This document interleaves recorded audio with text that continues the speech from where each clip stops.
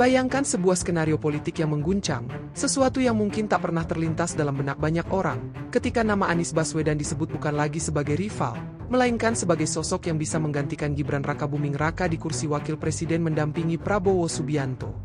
Skenario ini bukan cerita fiksi semata, melainkan sebuah analisis yang muncul dari pengamat hukum tata negara, Refli Harun. Ia menyebutkan bahwa celah politik dan konstitusional tetap terbuka, bahkan meski saat ini pasangan Prabowo-Gibran telah resmi memenangkan Pilpres 2024 dan tengah menjalani pemerintahan.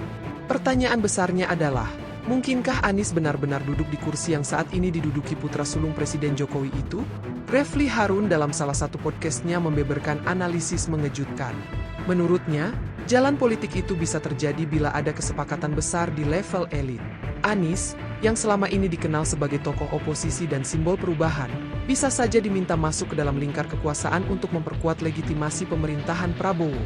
Syaratnya, Anies harus berkomitmen tidak maju dalam Pilpres 2029. Dengan begitu, kursi wakil presiden seolah menjadi imbalan, barter politik tingkat tinggi, sebuah skenario di mana Anies memperoleh posisi prestisius, sementara koalisi besar Prabowo mendapat jaminan bahwa persaingan di 2029 tidak akan diwarnai sosok yang begitu kuat karismanya. Namun, bagaimana mungkin Gibran bisa digantikan? Dari sisi konstitusi, mekanismenya sebenarnya jelas. Wakil presiden tidak bisa begitu saja diberhentikan kecuali melalui pemakzulan, dengan syarat melakukan pelanggaran berat seperti korupsi, pengkhianatan, atau tindak pidana serius. Proses itu pun panjang dan melelahkan, harus melewati DPR, Mahkamah Konstitusi, hingga MPR. Tetapi ada jalan lain yang lebih realistis, yaitu pengunduran diri secara sukarela. Jika Gibran mundur, Presiden berhak mengajukan 2 nama calon wakil presiden pengganti ke MPR, dan disitulah nama Anies bisa saja dimasukkan.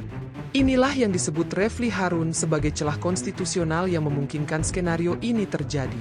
Bayangkan, Anies yang selama ini digadang-gadang sebagai simbol perlawanan politik justru masuk ke dalam pemerintahan sebagai orang nomor 2. Sebagian kalangan menilai hal itu bisa memperkuat stabilitas pemerintahan karena polarisasi politik bisa mereda.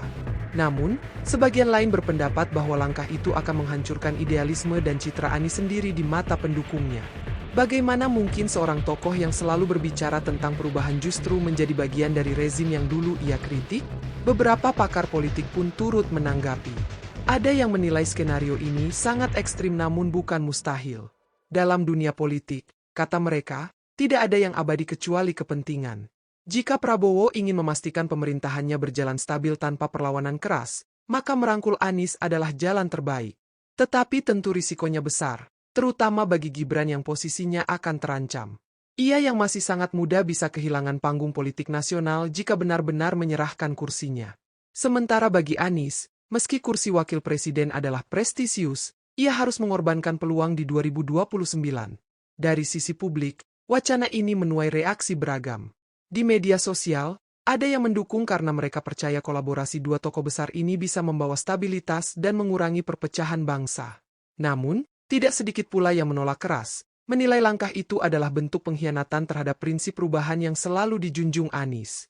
Bagi sebagian pendukungnya, lebih baik Anies tetap di luar kekuasaan, menjadi oposisi yang kritis, daripada masuk ke dalam pemerintahan dengan syarat mengorbankan masa depan politiknya. Disinilah dilema besar muncul. Apakah Anies akan memilih jalan kompromi demi posisi sekarang, atau tetap menjaga peluangnya untuk 2029 dengan mempertahankan idealisme? Apakah Gibran, yang masih muda dan disebut-sebut sebagai pewaris politik Jokowi, rela melepaskan kursi yang baru saja diraihnya? Dan apakah publik bisa menerima skenario politik sebesar ini tanpa menimbulkan gejolak?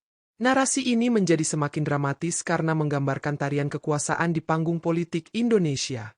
Kita bisa membayangkan betapa rumitnya kompromi politik, betapa peliknya negosiasi di balik layar yang mungkin terjadi antara elit-elit negara. Semua demi kekuasaan, semua demi memastikan stabilitas, tapi juga dengan risiko mengorbankan idealisme. Pada akhirnya, wacana Anies menggantikan Gibran sebagai wakil presiden adalah cerminan dari kenyataan bahwa politik selalu penuh kejutan. Tidak ada kawan atau lawan abadi, yang ada hanyalah kepentingan. Dan seperti kata banyak pakar, skenario ini bisa jadi hanya rumor yang berhembus, tapi juga bisa jadi pintu menuju perubahan peta politik yang luar biasa. Pertanyaan terbesar yang harus dijawab adalah, apakah bangsa ini siap dengan sebuah kejutan politik sebesar itu? Kini, semua kembali pada dinamika yang berkembang.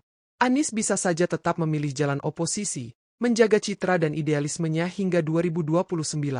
Gibran bisa saja tetap bertahan, mengokohkan dirinya sebagai simbol regenerasi politik muda. Tetapi sekali lagi, politik selalu menyimpan kemungkinan. Hari ini kita hanya bisa berspekulasi, besok bisa jadi kenyataan. Dan seperti itulah panggung Republik ini bekerja, penuh intrik, penuh kejutan, dan selalu meninggalkan pertanyaan menggantung. Dan akhirnya, semua kembali kepada kita sebagai rakyat. Apakah kita akan menerima jika benar Anies menggantikan Gibran? Apakah kita siap melihat dua rival besar duduk bersama di kursi kekuasaan? Atau justru kita lebih percaya pada teguhnya prinsip dan idealisme? Mari kita diskusikan, karena sejarah bangsa ini tidak hanya ditentukan oleh elit politik, tetapi juga oleh suara kita yang terus bersuara.